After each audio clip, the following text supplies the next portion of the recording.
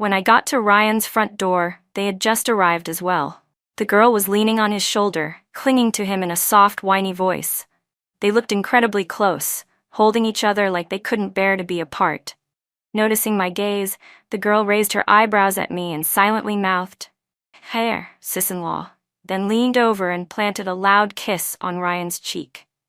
Ryan turned his head slightly away from her, looking a bit annoyed. "What are you doing?" he muttered. I looked at him and said, "Hey." As soon as he heard my voice, his whole body tensed up. He immediately shoved Emily, who had been leaning on him, off to the side and turned around stiffly. He saw me standing there with no expression on my face, watching them. Ryan's face went pale. "Ashley, why are you here? You didn't even let me come pick you up," I smiled. If I hadn't shown up, how else would I have witnessed this lovely scene? Before he could say anything, Emily poked her head out from behind him and said cheerfully, "Hi. You must be the little girlfriend Ryan's been talking about, right?" She reached out her hand. "I'm Emily, Ryan's childhood bestie and next-door girl. It's so much better to meet you in person than just hearing about you. Gotta say though, you're exactly like they described." I tilted my head slightly. "Exactly like what?" She smirked and said, "Didn't expect you to keep your man on such a short leash." "Real strict, huh?" She looked me over and added, "Got quite the serious look going on. What, never seen someone like me before? Country girl." Her voice was sugar-coated, but every word she said was laced with thorns. Ryan looked at me apologetically and frowned. Then he nudged Emily with his elbow. She stuck out her tongue, rolled her eyes at him, and said, "Geez, sorry. I'm just too used to saying whatever pops into my head. You won't hold that against me, right, sis?" She pretended to grit her teeth and lightly punched his arm. "Even your girlfriend didn't scold me, and you're being all cranky. Now that you've got a girlfriend, you're suddenly acting all distant. What happened to the days when we were like two peas in a pod?" Ryan frowned, clearly unhappy. "What the hell are you talking about? That was forever ago. Don't go saying that kind of crap in front of my girlfriend. If she gets upset, I'm not cleaning up your mess." Emily pouted, sounding a little hurt. "Wow, so now that you've got a girlfriend, you're just going to forget the friendship we've had since we were kids? Really, Ryan?" Ryan's expression softened. "Come on.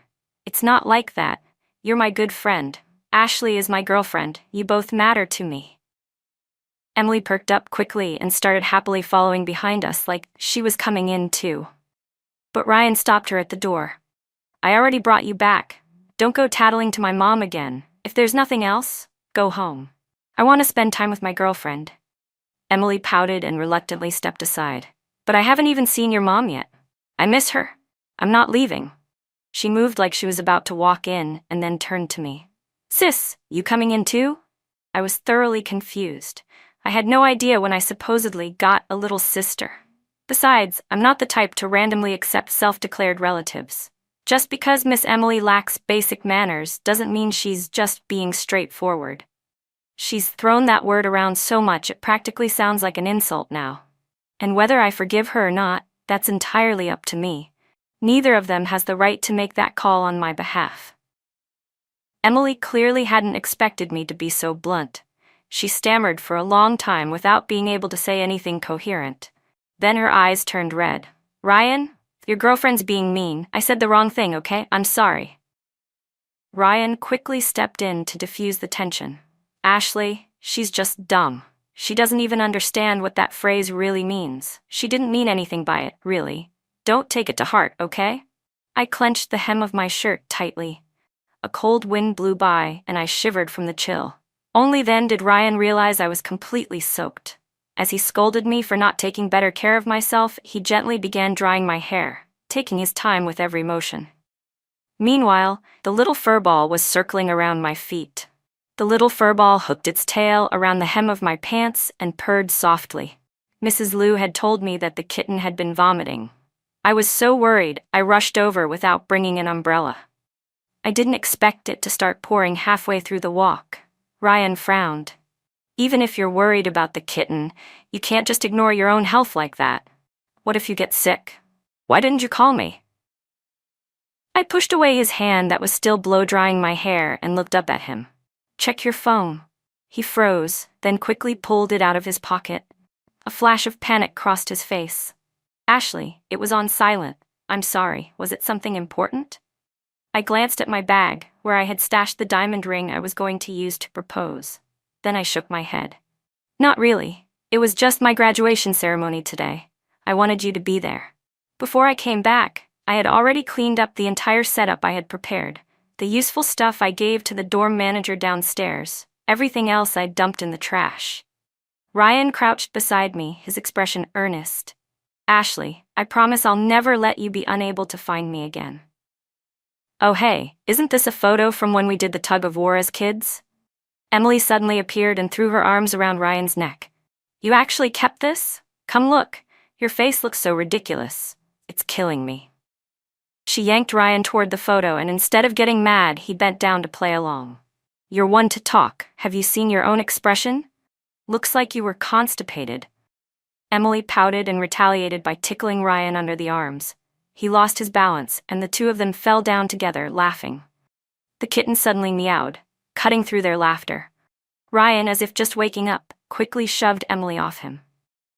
She stumbled into the wall and looked at him with a hurt expression. I picked up the kitten and held it in my arms. Little guy, you're so rude, interrupting them at such a good moment. I looked up at the two of them. Do you want me to give you some space? Maybe bring in a bed too? Ryan's face went pale as he jumped up. Ashley, I just lost my footing. That's the only reason we fell like that. Don't think anything happened between us. Are you mad I didn't go pick you up today? Emily bit her lip, visibly angry. Ashley, why do you have to be so harsh? What, now that he has a girlfriend, he's not allowed to have friends anymore? Ryan and I grew up together, like literally ran around naked as toddlers. What's wrong with being a little close? People with dirty minds see everything as dirty. I stared at her coldly. So you were naked together as kids? Are you planning to strip now too? If you can fall into each other's arms in front of me, who knows what you'd do when I'm not around? Tears welled up in Emily's eyes. You're being outrageous. No wonder people say you're from some backwater town.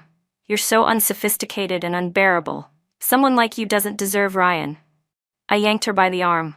Say that again. Ryan quickly stepped between us and forcefully separated us. That's enough, he said with a frown. Emily's right. You've gone too far. You've been hostile toward her this whole time. If it's because I didn't answer your call today, I'm sorry. Emily stood behind him, curling her lips into a smug little smile. Her eyes gleamed with triumph. Blood surged to my head, my fists clenched. I slapped Ryan hard across the face. His pale skin immediately showed a bright red handprint. Emily screamed and lunged at me, but I reflexively slapped her too, just as hard. She deserved it. Ryan sat down on the couch, holding an ice pack to his face. Emily had left earlier in tears. The humidity outside was pretty intense right now, and the little furball's stomach hadn't been doing well today. Maybe you should wait until the weather clears up before taking him home, Ryan mumbled, his face still swollen on one side, making his words slurred and hard to understand. Ashley, you already hit me and yelled at me. Feel better now? He asked, trying to reach out and touch me. I dodged without hesitation. A flicker of frustration crossed his eyes. Seriously? Is this really necessary? I explained everything to you already. I haven't been back in a long time. What's so wrong with letting an old friend pick me up? But he knew. He knew how much today meant to me. He had promised me a long time ago, with his fingers wrapped around mine and his voice gentle, saying that when I graduated, he'd give me a huge surprise. When I remembered that, my heart started pounding uncontrollably. Could it have been a proposal? So I prepared the whole thing myself. I set everything up for that special day, believing we were running toward each other with the same excitement. Now, it had all turned into a joke, and instead of being sorry, he was blaming me. My chest tightened like there was a stone sitting on it. For a second, I was actually glad he hadn't shown up today. At least that ridiculous proposal hadn't happened. Emily had said something vague earlier about how it was no wonder his friends thought poorly of me. But I'd never even met his friends. Everything they knew about me came from him. That made me wonder, what exactly had he told them? So I asked, in your words, what am I like? How did you describe me to them? Savage, rude, overbearing. Ryan froze, then muttered awkwardly, they exaggerated. I stared at him. Funny, you've never once casually mentioned your friends to me, including Emily. He dropped his gaze to the floor, unable to meet mine. I exhaled deeply and walked past him. Maybe I'd never really seen the person I thought I was proud to call my boyfriend. He didn't rot overnight. He had always been this way. I had just never seen it until now. I saw his body tense up as I passed. "Are you coming back?" he asked nervously. Ryan and his friends had thrown a celebration party for Emily. She even sent me an invite, clearly to rub it in. But running away wasn't my style. I'd only slapped her once yesterday. I wasn't done yet. Coincidentally, I had just finished a job interview nearby, so I decided to swing by their private room. The moment I opened the door, the lively atmosphere came to a screeching halt. Emily was drunk, leaning against Ryan's shoulder, her hands boldly slipping inside his shirt, fingers feeling around his buttons. Ryan's face shifted, and he quickly pushed her hands away and stood up. "What are you doing here?" I stared at them, my voice calm and flat. "Caught you red-handed." The room's temperature seemed to drop several degrees. Emily covered her mouth, her eyes instantly filling with tears. "Why would you accuse someone like that? That's too much." Ryan stood up sharply and grabbed my arm. "Ashley, don't make a scene. Today's a celebration for Emily. Don't ruin it."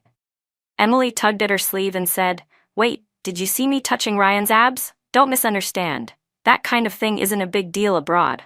Friends can do that too." Ryan's frown deepened. "That's enough, don't say another word."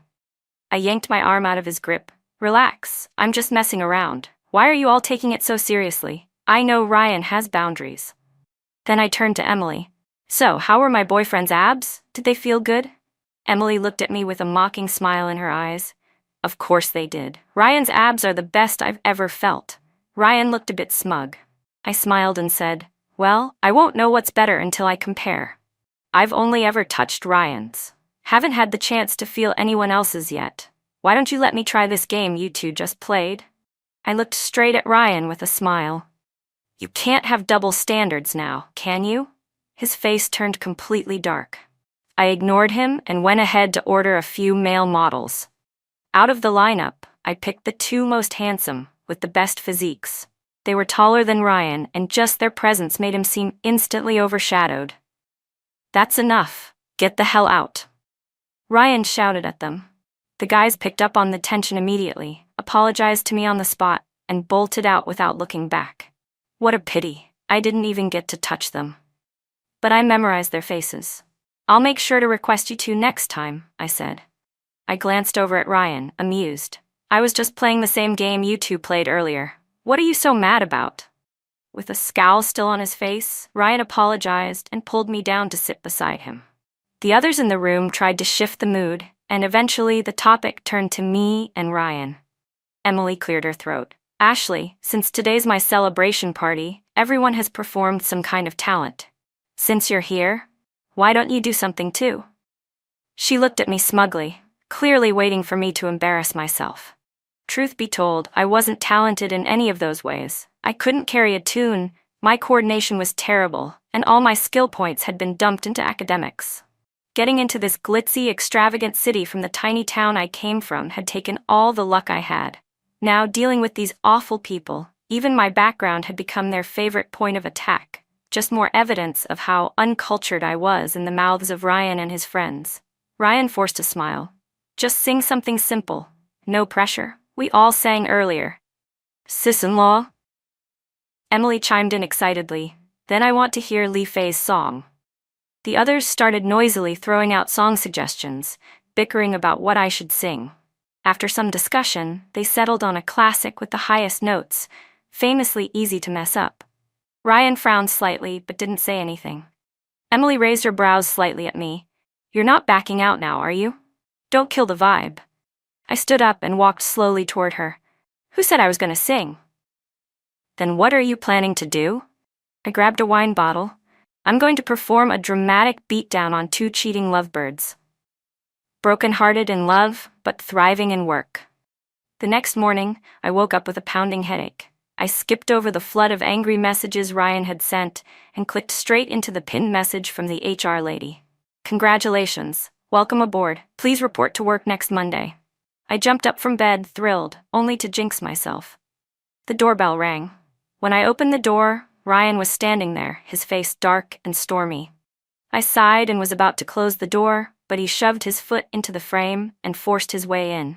He sat down on the couch, looking tired, and rubbed his temples. "You really went too far yesterday. You made such a scene, my parents found out." He paused and then continued, "Ashley, go apologize to Emily. I'll handle my parents." I stared at him coldly. Ryan's tone grew impatient. "Don't start with the attitude again.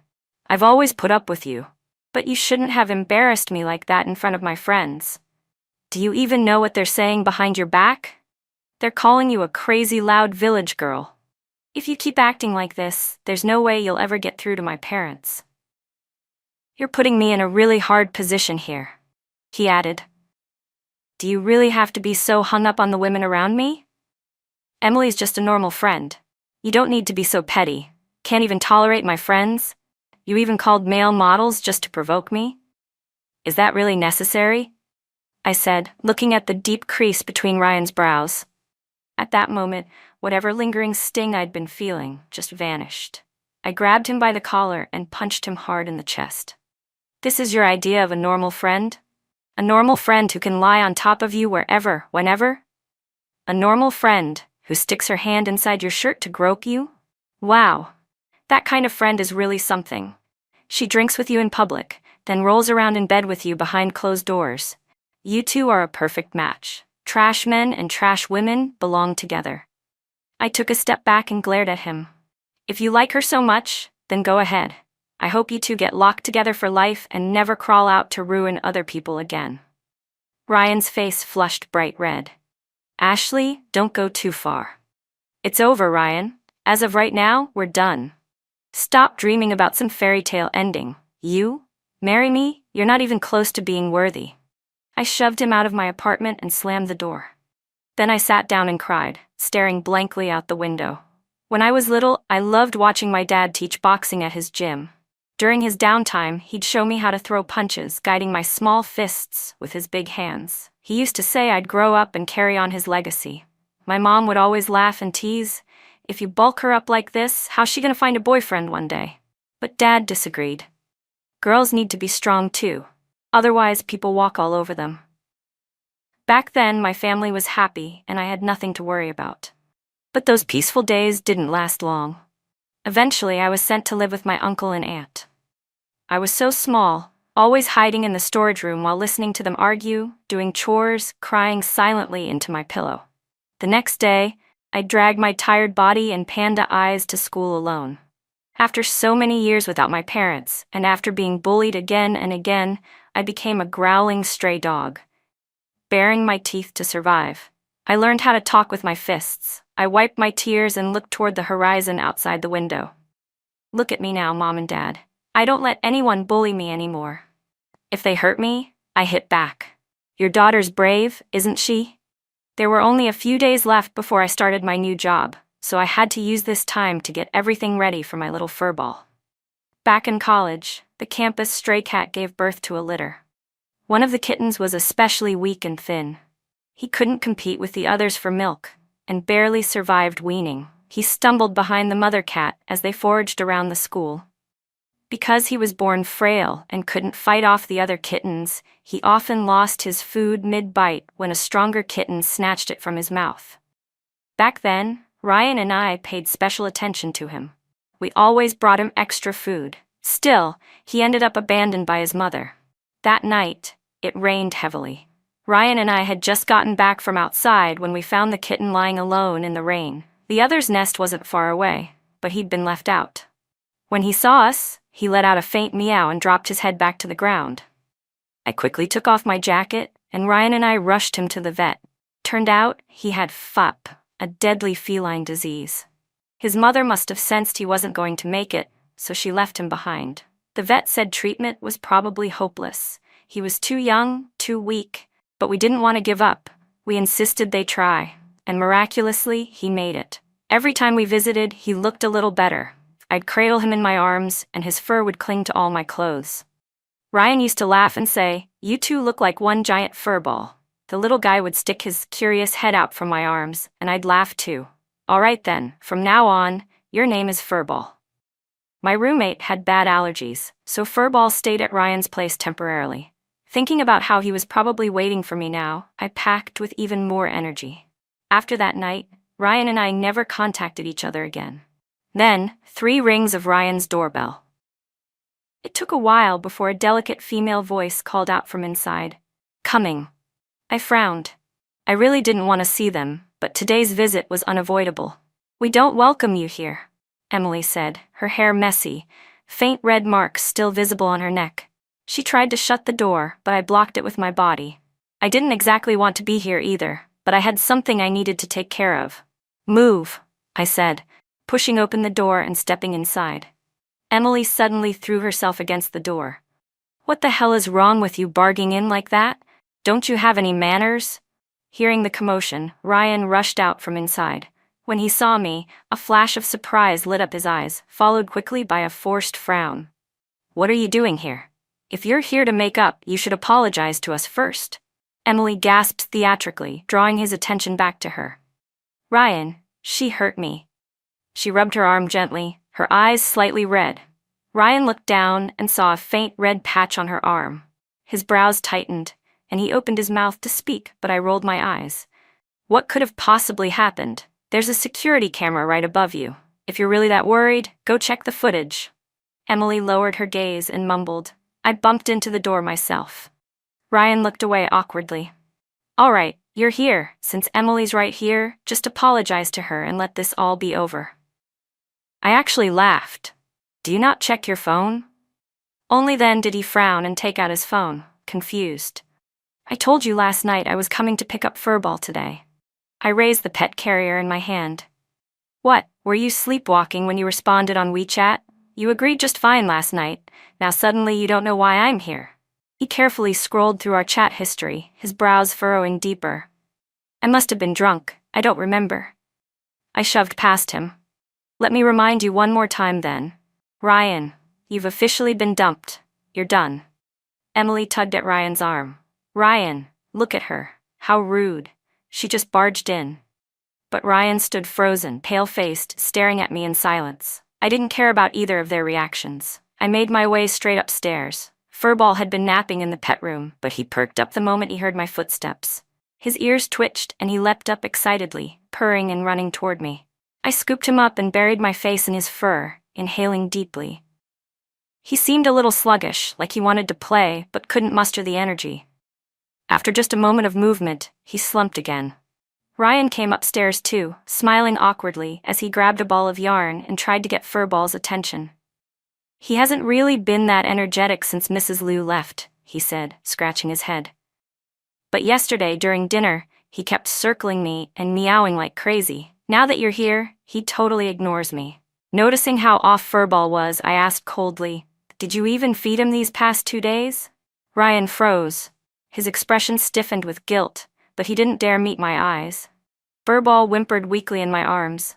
Hearing his frail voice made my chest ache, and tears welled up in my eyes. They fell silently into his fur, disappearing into the soft fluff.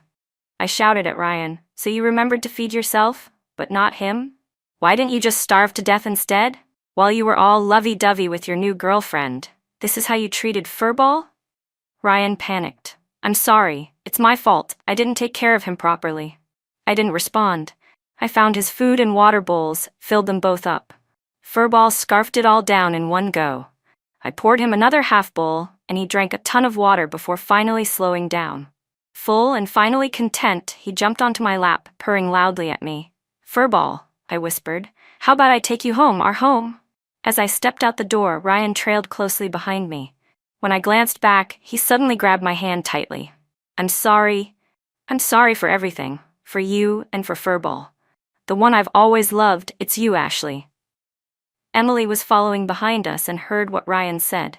She bit her lip and glared at me hatefully, but the insults she wanted to shout got stuck in her throat.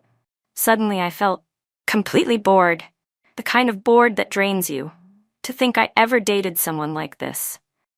Honestly, it's embarrassing to even admit out loud. I pointed to the side of his neck. Next time you want to say crap like that, maybe cover up the last girl's hickey first. I fought back the wave of nausea rising in my stomach. You two make me sick. The place I rented wasn't as big as the pet room Ryan had set up for Furball, but Furball was still visibly excited. He jumped and ran around the little room, full of energy. I pulled out the treats and freeze-dried snacks I had prepared. I was afraid earlier that he hadn't eaten for too long, so I didn't feed him much right away. Now I could finally make it up to him. "Furball," I whispered, "I'll work really hard and earn more money. Then I'll get you a bigger home. Sound good?" He meowed through mouthfuls of food, so I took that as a yes. I cleared out everything we had bought together. Everything. The designer handbags he gave me, most of which I hadn't even unwrapped. The brand new pair of diamond rings. I listed it all for sale on a second-hand app. Since the prices were low and I had all the receipts, everything sold out quickly. I used the money to buy Furball tons of snacks. Lately, Ryan had been having his teachers call me. Each time I blocked the number, he'd switch phones and call again. When I didn't pick up, he started texting. "Ashley, did you throw out everything I gave you?" Screenshot, the diamond rings. "The invoice date matches your graduation day. Did you have something to say to me that day?" Blocked. New number, new message. "I remembered I promised I'd go to your graduation. I can't believe I forgot something that important. I saw pictures of you on your school's forum. Someone posted a photo of the setup. You were planning a proposal, weren't you? Ashley, I know your favorite proposal style, and I used it. I even tracked down the buyer of those rings and bought them back. Will you come?"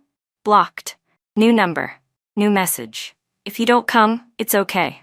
I'll propose to you 99 times. I'll keep doing it until you say yes." It was exhausting, disgusting even. How could someone be so shameless? One day after work, I was about to get a new phone number. Just as I stepped out of the office, I ran into one of Ryan's old buddies, the guy from the party room. No way to avoid him. "Ryan drank so much he ended up in the hospital," he said. "If you have time, can you go see him?" "If he's sick, he should see a doctor," I replied flatly. I majored in finance, not medicine. The guy got irritated. "How can you be so cold and heartless? He drank himself into a bleeding ulcer because of your breakup. I'm his friend, and even I stayed by his side to drink with him. You two used to be so close." I looked at his face and instantly remembered.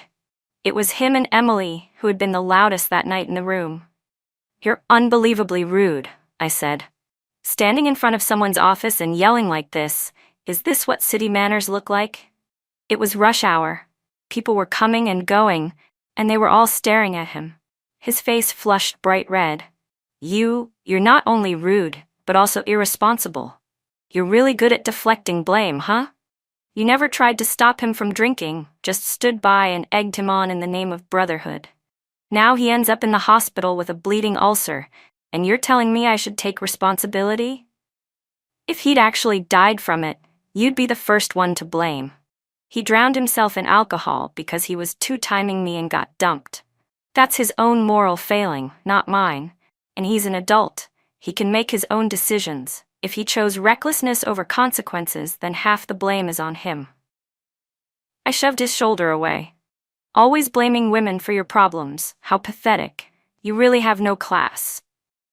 Birds of a feather flocked together. No wonder Ryan turned out the way he did. "Good night," I said flatly, not bothering to look at the colorful expression on his face as I walked off in my heels. A few days after Ryan was discharged from the hospital, he showed up again. It was one of my rare days off, and suddenly there was all this noise outside my building. It sounded like someone was proposing. I rolled over in bed and buried my head under the blanket, but then I heard someone shouting through a loudspeaker, and it sounded like my name. I shot upright and rushed to the window. Down below, Ryan was standing in the middle of a heart-shaped ring made of roses, holding a letter in his hand. When he saw me, he smiled and raised the loudspeaker. "Ashley, I love you." I couldn't believe it. Since when did Ryan resort to such a cheesy stunt? And that shamelessness, was it some kind of superpower now? Unless I slapped hard proof of his cheating in his face, he'd probably still deny it like it never happened. I turned around, grabbed a basin of water from the bathroom, then added some ice from the freezer. Downstairs, people had gathered to watch the spectacle, but once they saw what I was holding, they quickly cleared the area. Ryan stood his ground, wearing an expression full of guilt. Then I dumped the entire icy basin over him, The March wind carried a biting chill. Some of the onlookers actually started to pity him. Watching him stand there, putting on a show, I forced back the disgust rising in my throat and took a few steps back. I scrolled through my blocked list and found Emily's number, waiting for her to come pick him up. She arrived surprisingly fast. When she showed up, she even had a bruise on her forehead. Ryan saw the injury and panicked. "What happened to you?" Emily finally looked up a little. "I heard someone dumped cold water on you. I was worried and rushed over. Ended up getting bumped by someone." Ryan checked her over, making sure she wasn't seriously hurt. Once he was satisfied, he gently pushed her away. "You should go home. Put something on that bruise." But Emily grabbed his sleeve and started sobbing quietly. Then suddenly, she tilted backward and collapsed. Ryan completely lost it. He didn't care about anything else. He just scooped her up and sprinted out through the crowd. The bystanders, finally understanding what kind of drama they were witnessing, munched on sunflower seeds and cursed Ryan under their breath as he ran off. In the days that followed, I finally enjoyed some peace and quiet. From some mutual acquaintances, I heard that Ryan had recently made his relationship public with another girl from his social circle. I could guess who it was. Most likely Emily. How deeply in love he acted. Men really are better actors than women. He not only fooled everyone around him, he even fooled himself. But the only person he couldn't fool was me. If you truly love someone, how could you possibly do something that would hurt them? He could drink himself into a hospital bed over me and still have no problem cheating. Still go off and date someone else. Still get married and start a family. I focused on doing my job well. Not once did I let their drama interfere with my goals. I had been thinking about going back to my hometown, because at a certain age, people start to miss where they came from more than they expected. This city was prosperous and tolerant, but I still felt like there was some invisible wall between us. Our company was planning to expand to new regions, and I submitted a request for reassignment. When I told Ms. Zhao, she was stunned. "That area hasn't even developed yet. Are you sure? You don't know if it'll be a promotion or a dead end?" I looked her in the eye. "You know me, ma'am. The one thing I never fear is where I'm posted. Give me a chance, and I'll give it everything I've got to climb." She smiled and patted my shoulder. "Young people like you, you've got fire. That's what it takes." And just like that, I brought Furball with me and returned to South City, the place I hadn't seen in years. Back in middle school, I was sent away to live with my uncle and aunt. Since then, it had been over a decade since I returned. The first thing I did when my plane landed was visit several real estate developments. I had once promised Furball I'd get him a big home, and now I could finally make that happen. The new regional branch was already established. Mr. Lee added me to the leadership group chat, which meant I was officially reintegrated into the city where I was born and raised. I didn't expect to see Ryan again here. Who would have thought? He already had a wife and kid, yet he was still hung up on his ex. When we ran into each other, he looked gaunt, almost unrecognizable. His eye sockets were sunken, bloodshot veins crisscrossing his eyes like he hadn't slept in days. He forced a smile that barely reached his lips. "It's been so long since I saw Furball. I really missed him." Furball seemed excited to see his old rescuer, sniffing him curiously. Ryan couldn't stop petting him. "You've been taking such good care of him. His coat's so shiny and soft." I didn't respond. Ryan scratched his nose awkwardly and tried to change the subject. "So, how have you been? Are you settling in okay here?" I took a sip of water. "I grew up here. When I first met your parents, they served dinner on plastic tablecloths. If I could eat through that, I think I'll manage just fine being home." Ryan was caught off guard and choked a little. "That was my bad. I didn't think things through. You really went through a lot because of me." I set the glass down. "You didn't think things through about a lot of things. That's why I left in the middle of the night." His already pale, thin face lost even more color. I smiled, genuinely pleased.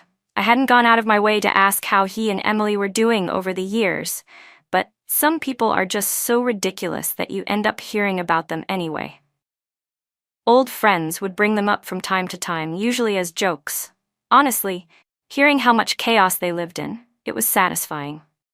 Emily had gotten pregnant. The Shen family had picked her to be their ideal daughter-in-law. She was carrying Ryan's child, or so everyone thought, and the whole Shen family was overjoyed. They pressured Ryan to marry her. I figured he was happy to go along with it.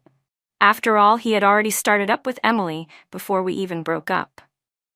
But what no one saw coming was that he ran away on the day of the wedding. That totally shattered whatever impression I still had of him. I realized I never really understood the guy I once called my boyfriend.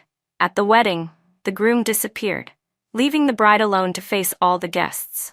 Emily managed to hold it together, but honestly, if she could knowingly play the other woman out of love, there was probably nothing she couldn't stomach. Then came the real shocker. One time, the child got sick and had to be hospitalized. Ryan went with them. That's when he found out the child wasn't even his. Ryan has type AB blood. The kid's blood type? O. The law may not hold him accountable, but if he just paid a little more attention to the child, he wouldn't have been fooled for so long. After that, Ryan completely broke down. It wasn't until one evening, when we were celebrating the branch's record-breaking quarter, that I saw him again. I'd had a few drinks and was a bit lightheaded. As I walked past the complex, a dark figure suddenly darted out. I was just about to grab my pepper spray when I saw his face. Ryan. He was standing there, half hidden in the shadows. "I was afraid you'd trip," he said. "You looked unsteady." "You should focus on keeping yourself together," I replied. The new intern assigned under me happened to live across the hall. Ryan's face turned red with anger. "Let go of his hand. Who gave you permission to touch him?" I leaned into the intern's chest. "And if I don't, got a problem with that?" Ryan's face went white. "You're only with him to get back at me, aren't you? You don't have to be so spiteful." I took the intern's hand and walked him right up to Ryan. "We're already living together. Why would I need to lie to you?" Ryan stumbled back a few steps like he'd just been punched, then slowly melted into the shadows. I frowned and wiped off the fabric where Ryan had touched. What a shame, this was a brand new coat. Now I'd probably have to toss it. Just being in the same space as him made my skin crawl. I took the intern's hand and started walking back. He said with a serious tone, "I heard we're living together now?" "We live across the hall." "That still counts, doesn't it?" Ryan had been secretly following me for several days. I ended up having to call the police, but without hard evidence, there wasn't much they could do. Since that didn't work, I decided to call Emily. She showed up in a hurry, worn out and disheveled. We met at a nearby cafe. She stared at me, her expression grim. "Feeling pretty smug, aren't you?" I tilted my head. "What exactly do you think I'm smug about?" She didn't answer. "Well, if you're talking about career and money, then yeah, I'd say I have every right to be proud. And if you think I'm gloating over a man, that's not wrong either." I pulled out my phone and showed her a photo of my boyfriend, 6'2", 8-pack abs, young, handsome, and emotionally mature. Men, at best, are just the cherry on top. Emily's face turned an ugly shade of red. She slammed the table and stormed out. But not before paying the check for both of us, probably just to save face.